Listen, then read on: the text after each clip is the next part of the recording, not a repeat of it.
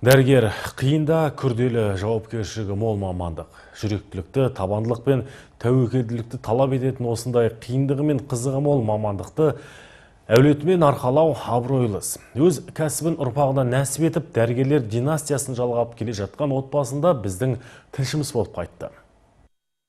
Балмахановтар отбасы аймақтағы медицина саласының дамуына елеулі үлес қосып жүрген өнегелі әулет.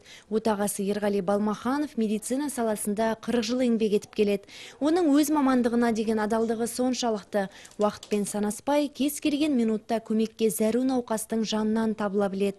Ол денсаулық сақтау ісінің үздігі, жоғары санатты балалар дәрігері. Балаларыма айтатыным, әр уақыттарда білімді болыңдар, тәрбиелі болыңдар, жұрттың ала жолын кесе өтпеңдер, халыққа мейірімді болыңдар, ақылым айтатыным сол.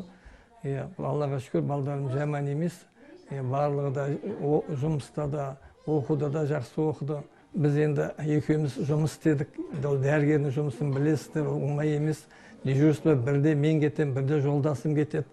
Сөйтіп солар талай қиындықтар болды, кейбір уақытта бірмен кездеспей қалатын уақытта болады. Сондай бәрі қиындықты жеңіп, қазір енді жаман емес сияқтымын. Бұл Балмахановтар әулетінің түтінін түтетіп, отбасын айрандай ұйытып отырған отанасы Бақыт Әбішева.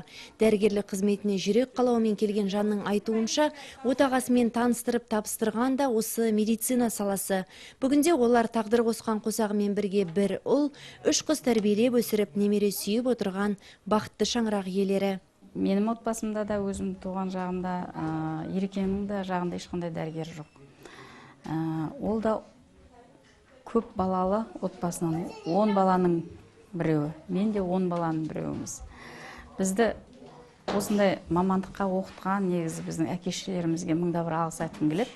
Себебі өздері оқымаса да, өздері ешқандай мамандығы жоқ болса да, біздерді осы оқуға, осындай қызмет жасауға барлық мүмкіндікті жасаған.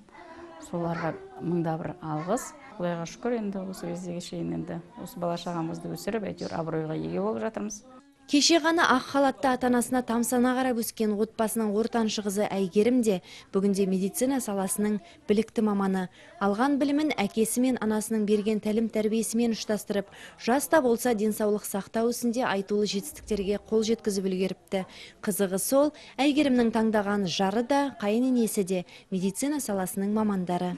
Бала кезден ата-анамыздың достарын көріп өстік. Сол себепті арманым болып дәрігер болу.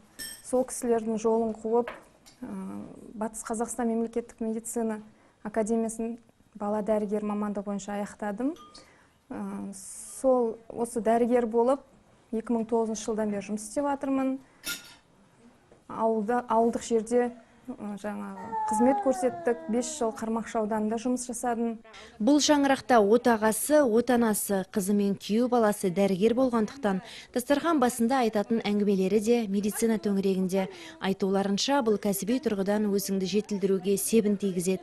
Отбасының ендігі үміті мен арманы 5-ші сыныпта оқитын Айданада. Олар тұңғыш немересі, әулет дәстүрін жалғап дәрігер болады деп сенеді. Мен де ата-әжем секілді дәрігер болғым келеді. Ата-әжем олар үлкенге көмек көрсетіңдер, өздерің інілі қарындастарына қамқор болып жүр дейді. Шаңырағында азғантай уақыт болсақ та түсінгеніміз, бұл отбасында сүйіспеншілік, сыйластық, түсіністік мол екен. Әсия Нұрлыбаева, Ханалиев, Төрехан Қожахметов, Қазақстан Қызылорда телеарнасы.